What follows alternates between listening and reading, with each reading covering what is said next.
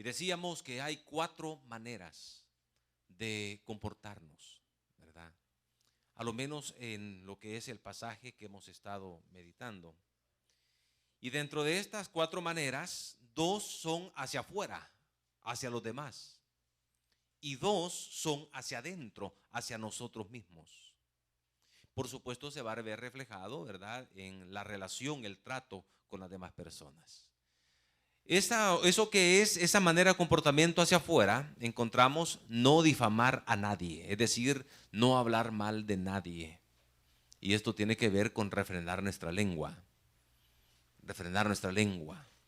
Y para eso, hermano, es de toda la vida, ¿verdad? Estamos hablando de que este es un proceso y que necesitamos trabajar en esa área. Trabajar en esa área. Esto no puede ser, ¿verdad? Si de repente me encuentro hablando mal, Señor, ¿qué estoy haciendo? Perdóname, Padre. Y apartarse inmediatamente hasta llegar a dominar esa área de no hablar mal de nadie. Pero también no ser pendenciero, es decir, luchador. No ponernos los guantes, ¿verdad? Y estar siempre confrontando con las personas. El jefe no nos puede llamar la atención porque ya vamos nosotros ahí también retando al jefe, ¿verdad? El líder, el hermano, el padre o la madre no lo puede llamar al joven para dar una exhortada, ¿verdad? Porque que se lo merece, porque ya está poniéndose los guantes, ¿verdad? Y queriendo luchar. Nosotros no tenemos que ser pendencieros, hermano. Tenemos que ser diferentes.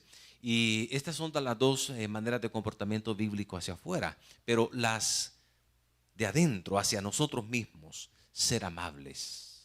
Amables con todos, ¿verdad? No solamente con un grupo de hermanos, no con los que me caen bien, con aquel, no, mi hermano, es con todo, es parejo, ser amable con todos. Y luego también debemos mostrar mansedumbre, exhibir la mansedumbre. Por eso tiene que ver con la humildad, la mansedumbre, y dice la palabra vestíos de humildad. Cuando uno viste, ¿verdad?, luce, exhibe. Y las personas dicen, mire qué bonito el vestido, ¿verdad?, que trajo ahora. Qué bonito el pantalón, la camisa, etcétera, ¿verdad? Porque está exhibiendo. Entonces nosotros, antes de salir de la casa, debemos de ponernos el traje de la humildad para exhibir la humildad. Ser humilde, hermano, no soberbio, no altivo. Dice la Biblia que los ojos altivos son una de las 6 cosas que el Señor aborrece. Viendo de menos, ¿verdad?, a los demás. No soberbios. Tenemos que ser humildes. Ahora, en esta mañana vamos a estudiar las razones del por qué el creyente puede vivir de esta manera. Quiere decir que esto, hermano, no se puede vivir fuera de estas razones. Aunque la persona quiera, no va a poder vivirlo. Y ese es el problema de la religión hoy en día, cualquiera que sea. Y ahora la religión tradicional está tratando la manera de inyectar a sus feligreses, a sus miembros, a vivir una vida diferente. Pero no pueden. No pueden. Quieren, pero no pueden. Fíjese qué tremendo. Para nosotros es algo natural. No tenemos que forzarnos. El mundo mismo nos conoce y sabe que nuestro comportamiento es bien distinto a cualquier persona de cualquier religión. Es muy diferente. Y las personas que nos conocen y nos ven al creyente evangélico con un cigarro, mi hermano, no, la gente se asusta. ¡Qué tremendo! Venga un pastor, hermano, sacando una cajetilla de Delta por ahí, permítame. La gente de eso. ¿Y esto qué pasa, pues? Venga un cura levantándose la sotana y sacar una cajetilla de Delta, la gente no se asusta. Gracias, estaba necesitando uno, señor cura, le dicen. No hay problema. Pero es el estilo de vida. Pero ¿cuáles son las razones? ¿Por qué nosotros sí podemos vivir de esta manera? Abra su Biblia, por favor, a Tito. En el capítulo 3, dice la palabra del versículo 1. Recuérdales que se sujeten a los gobernantes y autoridades, que obedezcan, que estén dispuestos a toda buena obra, que a nadie difamen, que no sean pendencieros, sino amables, mostrando toda mansedumbre para con todos los hombres. Porque, versículo 3, porque nosotros también éramos en otro tiempo insensatos, rebeldes, extraviados, esclavos de concupiscencias y deleites diversos, viviendo en malicia y envidia, aborrecibles y aborreciéndonos unos a otros. Pero cuando se manifestó la bondad de Dios nuestro Salvador y su amor para con los hombres, nos salvó, no por obra de justicia que nosotros hubiéramos hecho, sino por su misericordia, por el lavamiento de la regeneración y por la renovación en el Espíritu Santo, el cual derramó en nosotros abundantemente por Jesucristo nuestro Salvador, para que justificados por su gracia viniésemos a ser herederos conforme a la esperanza de la vida eterna. Palabra fiel es esta, y en estas cosas quiero que insistas con firmeza, para que los que creen en Dios procuren ocuparse en buenas obras. Estas cosas son buenas y útiles a los hombres. El tema de este mensaje es razones de un comportamiento bíblico. Razones de un comportamiento bíblico. ¿Cuáles son estas razones, hermano? Por las cuales sí nosotros podemos tener un comportamiento bíblico. En primer lugar, porque hemos experimentado un cambio verdadero. Hemos experimentado un cambio verdadero. Dice el versículo 3, porque nosotros también, note que dice, éramos. ¿En qué tiempo está conjugado este verbo? Pasado. Éramos en otro tiempo insensatos. Mire qué tremendo. Nuestro comportamiento era igual que el comportamiento de los inconversos, de las personas que no conocen al Señor Jesucristo. Así éramos nosotros también en otro tiempo, cuando estábamos sin Cristo, cuando andamos en el mundo y no conocíamos al Señor. ¿Cómo éramos nosotros? En primer lugar, insensatos. ¿Y qué quiere decir insensato? Necio. Necio es una persona que no ordena su vida en el temor de Dios. Esa es una persona necia. Así dice Proverbios capítulo 1 en el versículo 7. Proverbios capítulo 1, no pierda por favor Tito y busque Proverbios capítulo 1 en el versículo 7. Es un versículo muy interesante y muy conocido también. Y dice la palabra del Señor en Proverbios capítulo 1 en el versículo 7. El principio de la sabiduría es el temor de Jehová. Ahora note la otra parte. Los necios, los insensatos, ¿qué dice? Desprecian la sabiduría y la enseñanza. Es decir, si la sabiduría es el temor a Jehová, entonces el insensato menosprecia, desprecia la sabiduría, desprecia ordenar su vida andando en el temor de Dios. Entonces insensato o necio es más que un nivel de bajo inteligencia, se refiere a sus actitudes contrarias a la sabiduría que emana de Dios y que se revela en su palabra. En la Biblia, el necio es aquel que vive lejos del Señor, que no quiere nada con el Señor. Y así vivíamos nosotros, ¿no es cierto? Si nosotros, hermanos, tuviéramos un tiempo para dar testimonio, ¿cuántas veces dijo usted que no a Jesús, hermano, cuando le evangelizaban? ¿Cómo decía usted, mi hermano? No quería nada con el Señor. Mire, ¿quiere usted aceptar a Cristo en su corazón? Otro día. Hoy no. Todos. Así éramos, necios. Fíjese qué tremendo. Despreciando el temor de Dios. Despreciando andar conforme a la palabra del Señor. Necio. viviendo lejos de Dios, no queriendo nada con el Señor. No, nosotros en nuestra vida, aquí en el mundo, las diversiones, etcétera, pero nada que tenga que ver con el Señor. La persona que está allá afuera, lastimosamente, que no quiere nada con Dios, necio. Y así éramos nosotros. Pero no solamente necios, sino que dice en Tito que también éramos rebeldes. Rebeldes.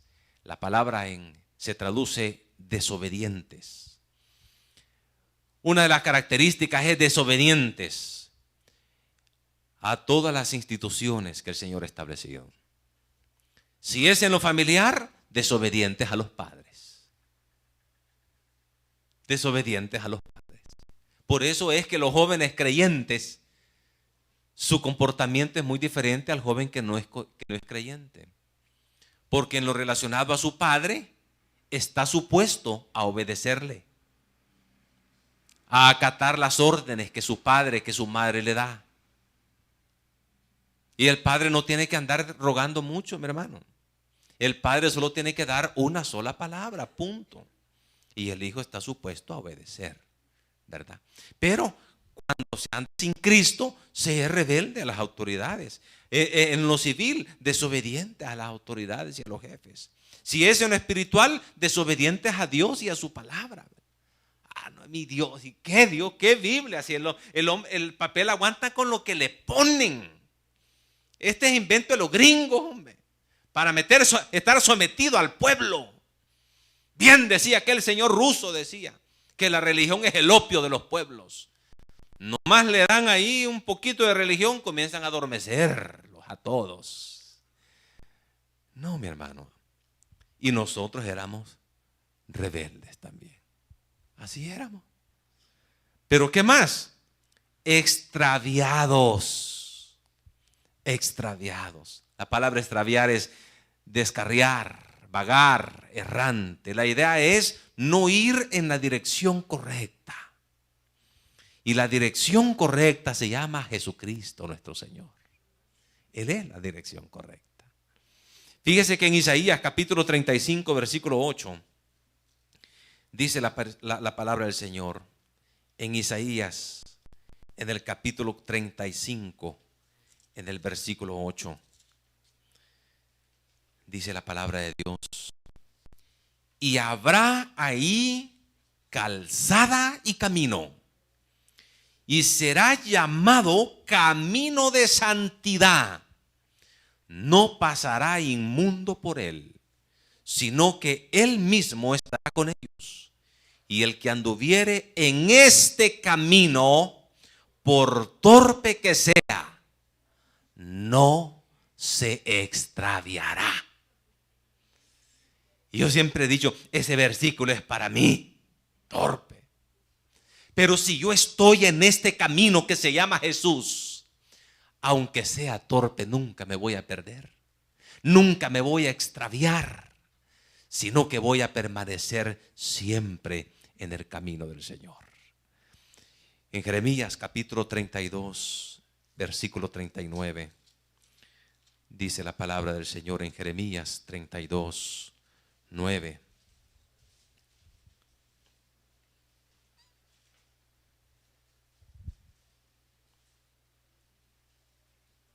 No, veamos Juan 14, 6, perdón, hermanos.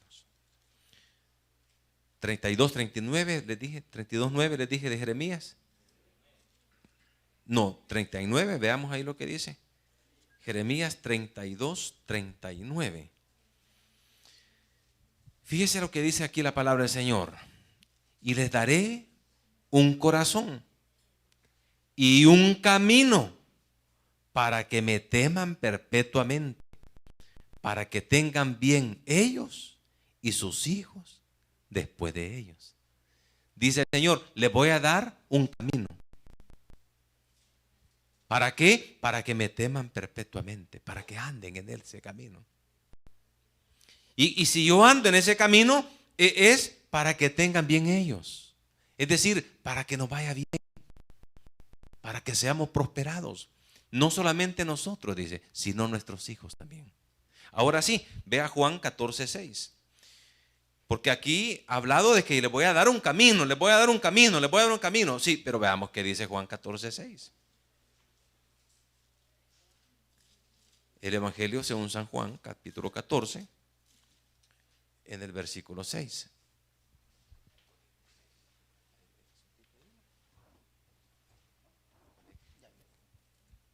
¿Ya lo tenemos, hermano? Dice la palabra del Señor.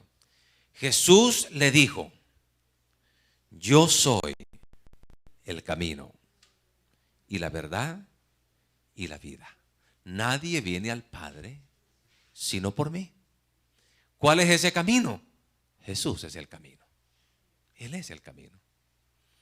En una ocasión estaba un turista, llegó a un pueblo, pero quería ir a ese pueblo. Y él se encontró en una montaña y se asusta.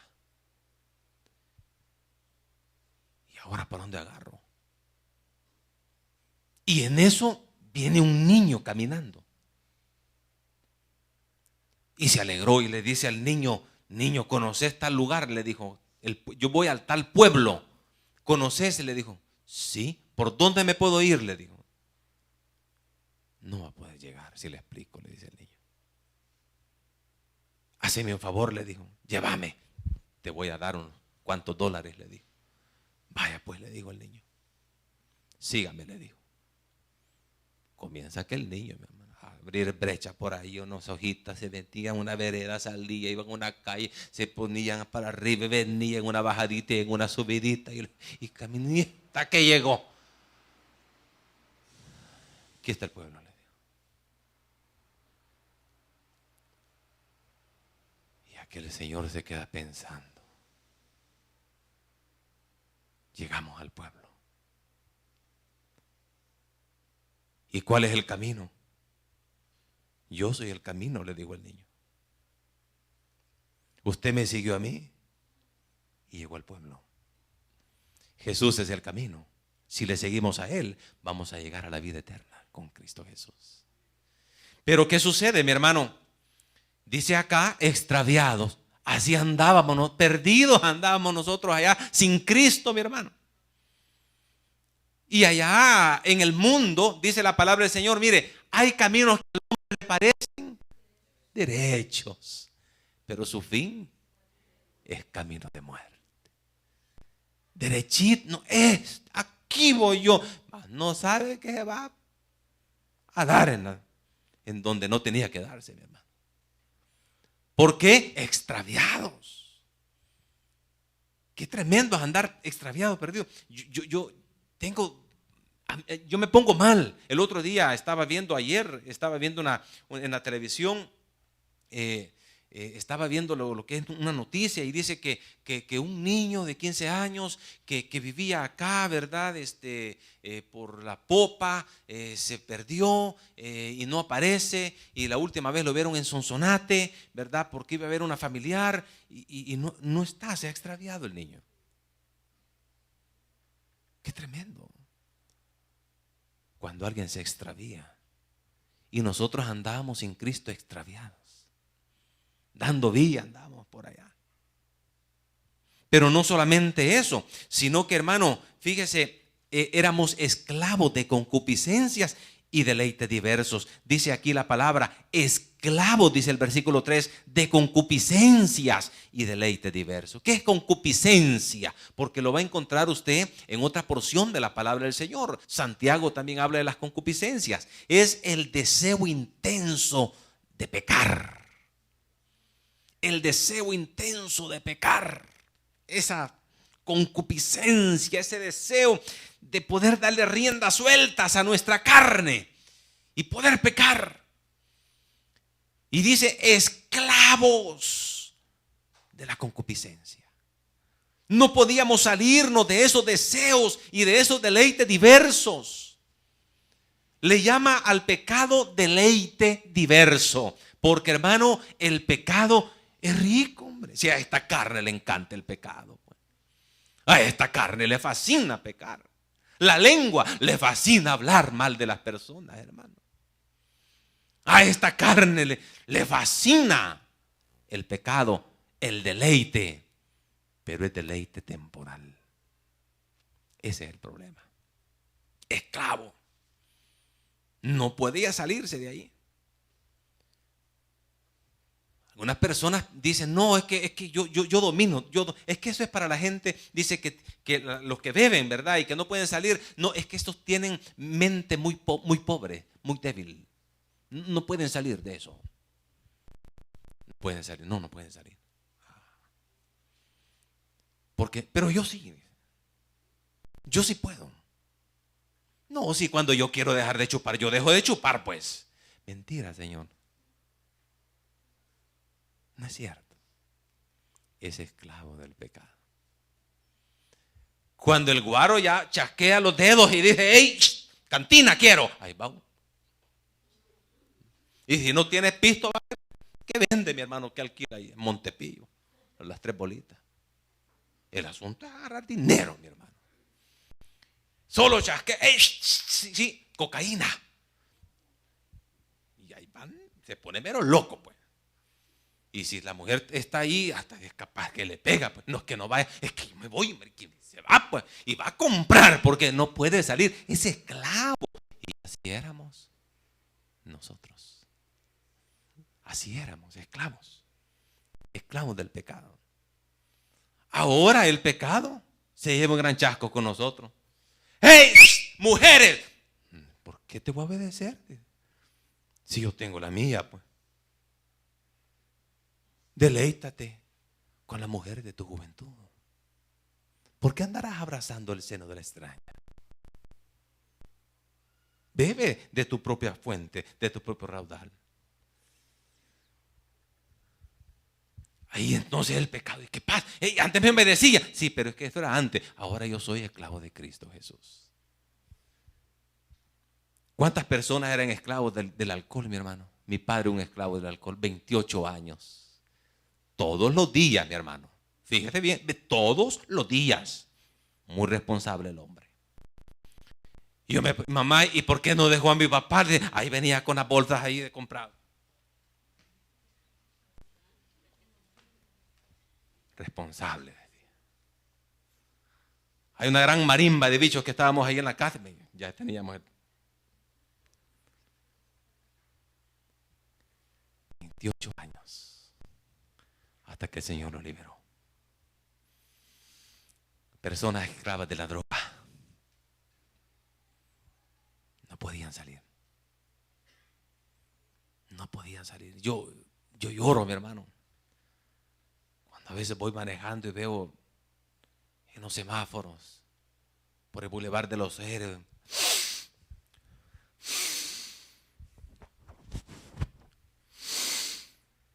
todos peludos, todos sucios, jovencitos, terminados, durmiendo en la calle, limpiando los vidrios de los carros, aguantando achicadas.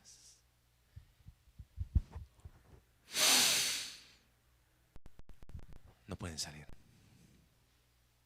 Esclavos. Esclavos de la fornicación y el adulterio.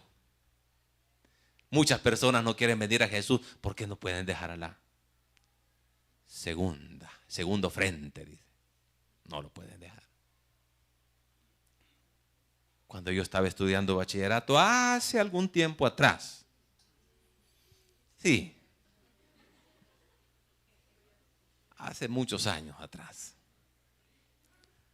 allá fuimos a la Ciro Sara Saldívar con los ancianos a hacer mis horas sociales. Y había un señor de los más cuerdos que habían ahí. Ahí entendí yo Eclesiastés capítulo 12, versículo 1. Ahí entendí yo ese pasaje. Acuérdate de tu Creador en los días de tu juventud, antes que vengan los días malos, en los cuales digas, no tengo en ellos ningún contentamiento. Llegar a esa edad, pero a los 70 años, mire, me voy. Es lo que yo quiero, ¿verdad? El Señor sabrá si es antes o después, no sé.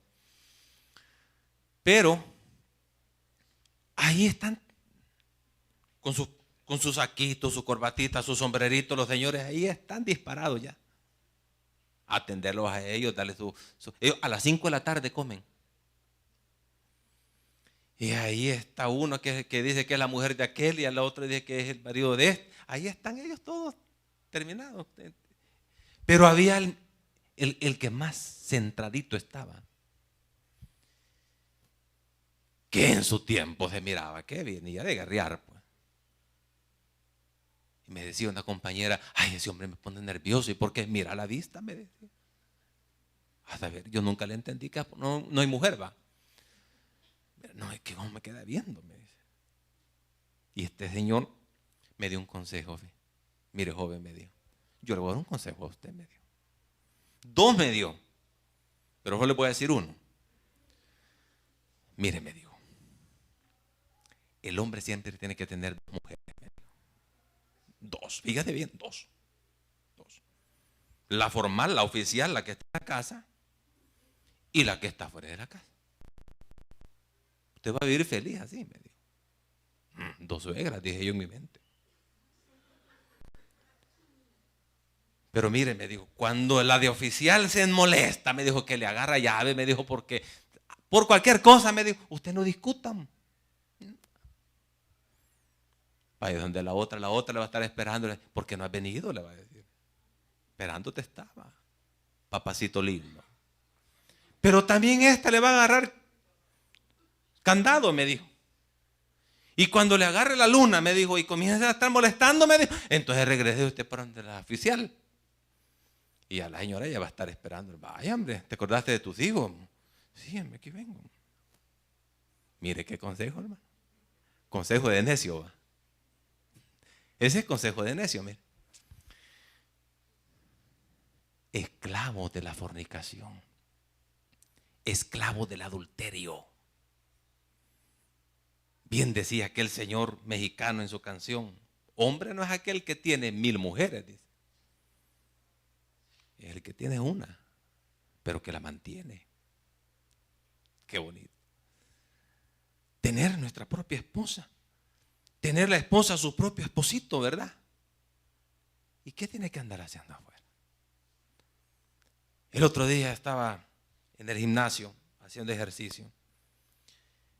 Y dice un joven por ahí a otra persona, no, si el maestrito que está ahí, el maestrito. No, si el maestrito que está ahí, dice, se ve que se anda trotando, dijo. Se ve que tiene pegue con las mujeres. Vea, maestro medio, que usted me dijo, con las mujeres, me dijo, que anda sobre. Mira, le dije yo, cuando usted tiene en su casa un BMW, no va a querer andar montándose de un Volkswagen del año 76 allá que usó Hitler, le dije. No. Vaya, le dijo el otro, te cayó, mira, ¿cómo te cayó? Le dijo. Tiene razón, le dijo. ¿Por qué vamos a andar afuera? La bendición del Señor acá, pero como el esclavo del pecado, esclavo de la concupiscencia, no puede salir. Esclavo de las malas mañas. Las personas que no quieren ser esclavas de Cristo van a ser esclavos de sus propias concupiscencias y deleites diversos. Y así vivíamos nosotros, viviendo en malicia y envidia. La palabra malicia también aquí dice, mire, porque nosotros también éramos en otro tiempo insensatos, rebeldes, extraviados, esclavos de concupiscencias y deleites diversos, viviendo en malicia y envidia. Malicia, condición de malo. Y envidia, el sentimiento de disgusto producido al ser testigo o oír de la prosperidad de otra persona. Tanto la malicia como la envidia son pecados arraigados e inherentes en los hombres. La malicia y la envidia. A Jesús lo entregaron por envidia los sacerdotes. Pero no solamente eso, sino aborrecibles y aborreciéndonos unos a otros. La palabra aborrecible se traduce odiosos. En el diccionario, aborrecer es tener aversión a una persona o cosa. Aborreciéndonos unos a otros, algo recíproco. Hay personas tan odiosas, ¿verdad?, que hasta su gesto les cae mal a uno. Hasta cuando parquea el carro ya está ahí. Su forma como se cepilla los dientes, su forma como habla, hasta eso aborrece. Y dice la palabra que nosotros éramos odiosos, hermano. Aborreciendo a los demás y los demás aborreciéndonos a nosotros. La primera razón por la cual los creyentes podemos hoy tener un comportamiento bíblico es porque hemos experimentado un cambio verdadero. Gracias al sacrificio que Jesucristo nuestro Señor hizo en la cruz de Calvario, por medio del cual nos ha dado la bendición de la salvación eterna. Me gusta cuando dice éramos en otro tiempo. Y en ese radica la bendición y la fortaleza del creyente. ¿Quién va allí? No, hombre, señora, vieras cómo era. ¿Cómo dice? Era. Sí, era. Cuando andábamos extraviados, así éramos. Pero ahora que estamos en Cristo Jesús, dice la Biblia, de modo que si alguno está en Cristo, nueva criatura es. Las cosas viejas pasaron, quedaron atrás. He aquí ahora son hechas todas nuevas. Nuevas. Éramos. ¿Cómo es su comportamiento, mi hermano? ¿Está usted de acuerdo con esto que así era antes? ¿O aceptó a Cristo Jesús en su corazón y sigue siendo igual? Y ahí hay una lista corta. La podemos engrandecer en otra porción de la palabra del Señor. ¿Cómo estamos nosotros viviendo? Gracias a Dios que el creyente genuino experimenta un cambio verdadero. Un cambio verdadero, genuino. Solo lo hace el Señor Jesucristo. La religión no lo puede hacer. No lo puede hacer. El buen deseo no lo puede hacer. Siempre cae. Siempre cae. A mí me impresionó las palabras de este señor, el padre Alberto. Yo hice todo lo que mis maestros en el seminario me enseñaron y lo cumplí al pie de la letra, pero no pude. Esas fueron sus palabras a la reportera. No pude, no pude. Pero nosotros los hijos de Dios, todos lo podemos en Cristo, que nos fortalece. Pero también, hermanos, hay otra razón por la cual podemos tener un comportamiento bíblico. Y es porque hemos experimentado la obra de regeneración del Espíritu Santo de Dios en nosotros. Hemos experimentado la obra de la regeneración del Espíritu Santo en nosotros. Versículo 4 dice la palabra, versículo 5 dice la palabra, o versículo 4. Pero cuando se manifestó la bondad de Dios, nuestro Salvador, y su amor para con los hombres, nos salvó no por obra de justicia que nosotros hubiéramos hecho, sino por su misericordia, por el lavamiento de la regeneración y por la renovación en el Espíritu Santo. Tres palabras son importantes: lavamiento, regeneración y renovación. Lavamiento. Él nos lavó.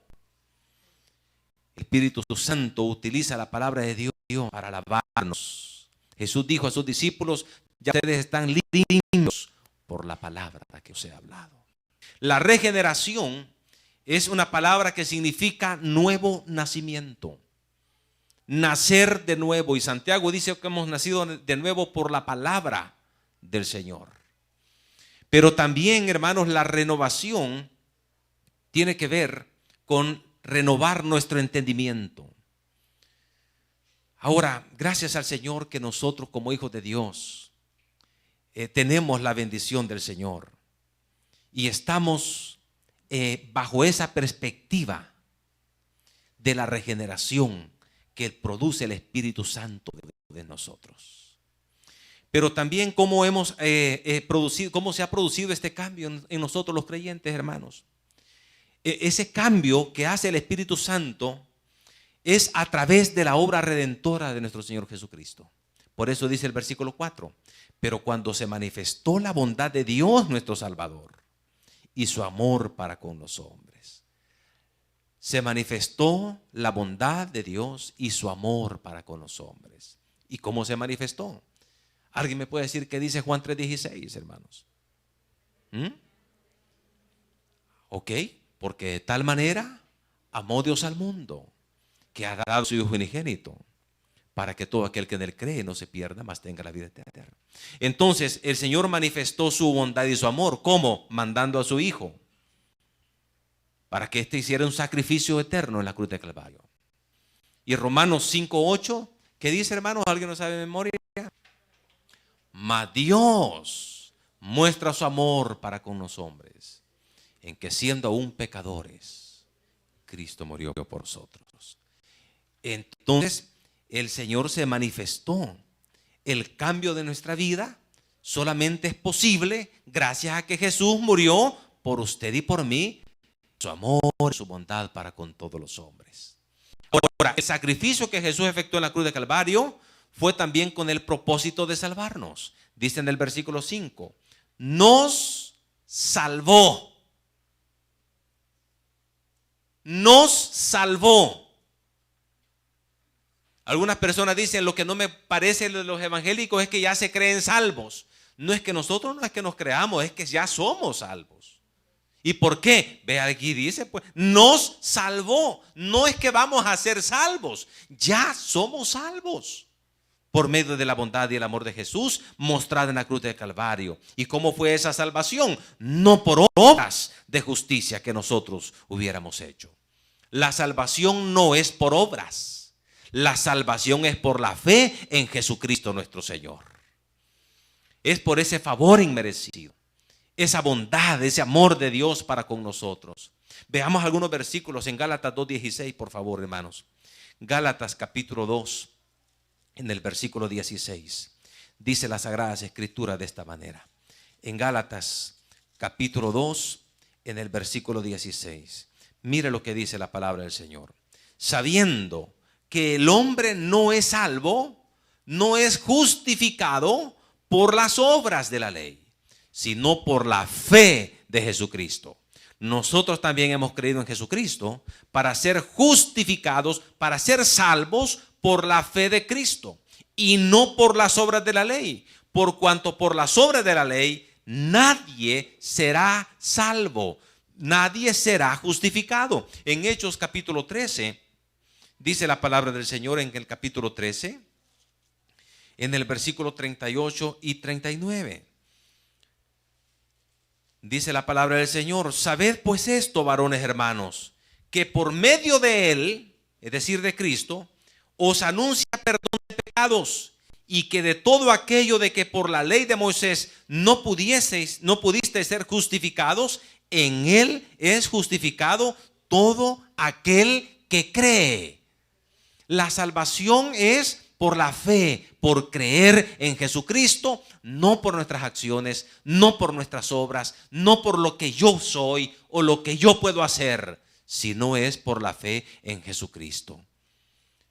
La traducción del Dios habla hoy traduce el versículo 5 de esta manera: y sin que nosotros hubiéramos hecho nada bueno, por pura misericordia nos salvó, lavándonos y regenerándonos y dándonos nueva vida por el Espíritu Santo de Dios. Gracias a Dios por la obra del Espíritu Santo en nosotros, hermanos. Esa es una segunda razón. Y la última razón por la cual es posible que el creyente pueda tener un comportamiento bíblico es porque es el estilo de vida que hemos de experimentar los herederos de la vida eterna. Es el estilo de vida que hemos de experimentar los herederos de la vida eterna.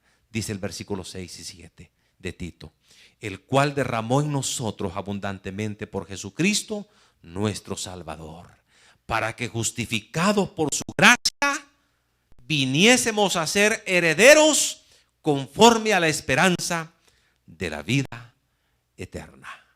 El Espíritu Santo ha sido derramado en nosotros abundantemente por Jesucristo. Fíjese que es un error decir: Señor, dame una doble porción de tu Espíritu. Suena bonito, suena muy espiritual. Yo quiero que me des una doble porción de tu Espíritu, le dijo Eliseo a Elías. Bueno, si cuando el Señor me llame, tú estás a la par mía, vas a recibirlo. Y muchas personas creyentes hoy en día están pidiendo una doble porción del Espíritu. Dice la Biblia que el Espíritu Santo Dios no lo da con medida. Él lo da todo. No le da una cuarta parte, no le da la mitad del Espíritu, una doble porción. No, le da todo el Espíritu Santo de Dios. Ha sido derramado abundantemente, dice, en nuestros corazones. Y hemos llegado a ser herederos. No es que seamos ya nosotros, ¿verdad?, sino que hemos llegado a ser herederos de la vida eterna. ¿Y cómo es eso? A través de ser justificados por su gracia, por el favor inmerecido. Por eso el creyente puede tener un comportamiento bíblico en este mundo de un verdadero hijo de Dios. Fíjese que en 1 de Pedro capítulo 2, versículo 11 y 12, un poquito más adelante, en 1 de Pedro capítulo 2, versículo 11 y 12 dice: amados, yo os ruego como extranjeros y peregrinos que os abstengáis de los deseos carnales que batallan contra el alma, manteniendo buena vuestra manera de vivir entre los gentiles, para que en lo que murmuran de vosotros como de malhechores, glorifiquen a Dios el día de la visitación al considerar vuestras buenas obras. Qué importante, hermanos, que nosotros como hijos de Dios podemos tener un comportamiento bíblico en este mundo.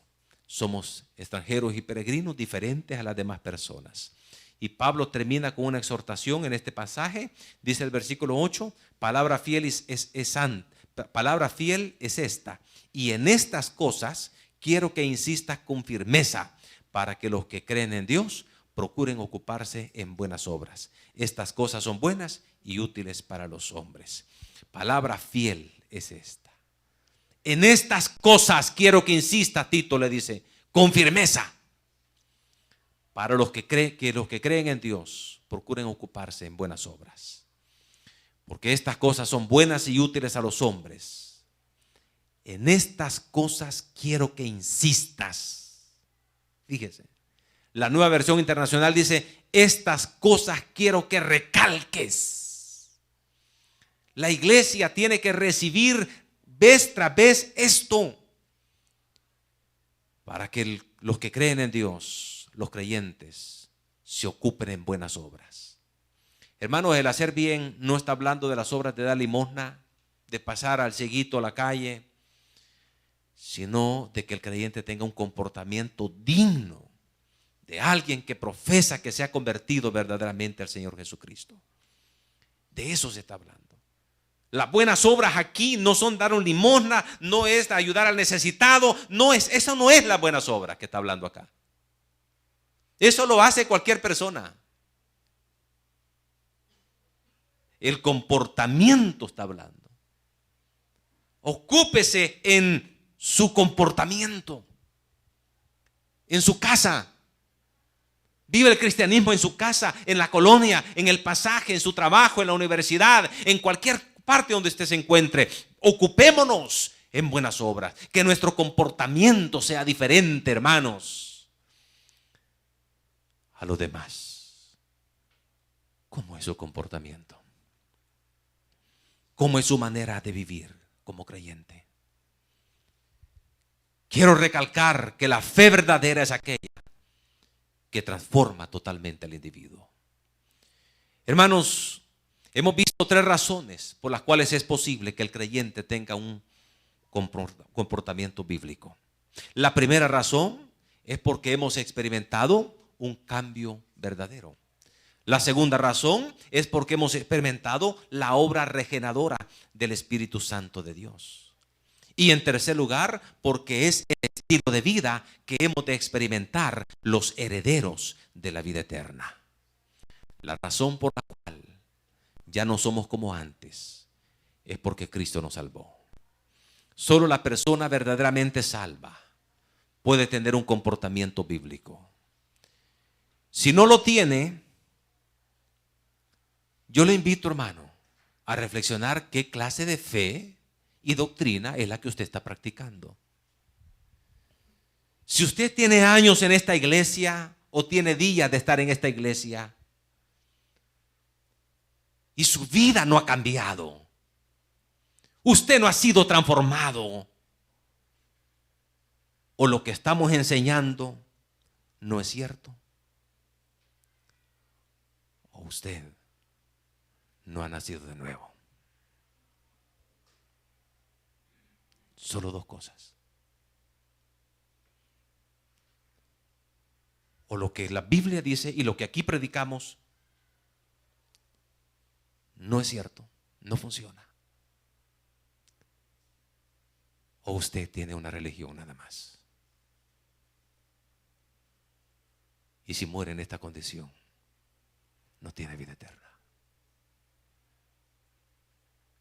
Pero la doctrina real y la fe verdadera es aquella que cambia nuestras vidas. Yo he estado desde los 5 años en esto. Desde los 5 años de edad vengo a andar en el Señor, en el camino del Señor. Me preocupé cuando era un joven. Leí un libro y decía: no importa si usted nació en el Evangelio, el que está en Cristo Jesús ve cambios en su vida. Y yo me puse a preguntar: ¿y qué cambios? Yo nunca he andado fumando, no he andado tomando, nunca he andado mujereando. ¿Qué cambios puedo explicar yo de las personas? Y viví muchos meses haciendo esta reflexión: Señor, ¿y soy o no soy salvo? ¿He nacido de nuevo o no he nacido de nuevo? Porque ¿qué cambios te puedo decir yo a ti, Señor? Si yo en esto estoy desde los 5 años de edad. Pero en la medida que he avanzado en el Señor, verdaderamente, hermano, hay cambios. Cada día. Cada día. ¿Nota usted esos cambios? ¿Tiene usted un comportamiento bíblico? Si no es así, tantos años de estar aquí, hermano, quizás hay otras cosas mejores donde podemos estar entreteniéndonos. Porque el Evangelio verdadero cambia, transforma, regenera. De eso se trata el cristianismo. El Señor no quiere mejorar la vida a nadie. Eso está bien para los alcohólicos anónimos, la línea del doctor Ayala. Pero el Señor quiere transformar su vida y la mía, y que vivamos en este mundo ocupándonos en buenas obras. Padre nuestro, gracias por tu palabra. Gracias, Señor, porque tú eres grande y maravilloso. Gracias por esta reflexión. Estamos ya casi finalizando este estudio de esta carta, Señor. Bendito y alabado sea su nombre. En esta misma actitud yo quisiera preguntar si entre nosotros hay alguna persona que está sin Cristo y que en esta mañana dice: yo quiero recibir a Jesús en mi corazón. Póngase de pie.